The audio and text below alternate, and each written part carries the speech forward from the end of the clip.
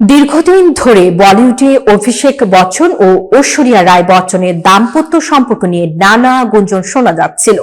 আলাদা থাকা কিংবা বিচ্ছেদের মতো খবর ঘিরে চলছিল আলোচনা।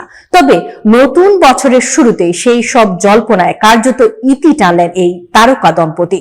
ইংরেজি নববর্ষ উদযাপনের সময় যুক্তরাষ্ট্রের নিউ ইয়র্কে পরিবার সহ হাসি মুখে একসঙ্গে দেখা গেছে অভিষেক বচ্চন ও ঐশ্বরিয়া রায়কে। সঙ্গে ছিলেন তাদের কন্যা আরাধ্যা বচ্চন। নিউ ইয়র্কের রাস্তায় ঘুরে বেড়ানোর সময় তোলা সেই ছবি মুহূর্তেই সামাজিক যোগাযোগ মাধ্যমে ছড়িয়ে পড়ে এবং ভক্তদের মধ্যে আলোচনার জন্ম দেয়। ব্যক্তিগত জীবন সবসময় লোকচক্ষুর আড়ালে রাখতে পছন্দ করেন অভিষেক ও ঐশ্বরিয়া।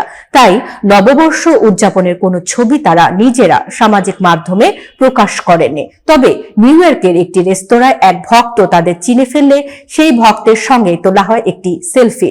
পরে সেই ছবি ভাইরাল হয় অনলাইনে। এর আগেও গত ডিসেম্বরের মুম্বাই বিমানবন্দরে একসঙ্গে দেখা গিয়েছিল এই দম্পতিকে। তবে বছরের শেষ ও নতুন বছরের শুরু তারা নিউ ইয়র্কে কাটাবেন, এটা অনেকের কাছে ছিল অপ্রত্যাশিত।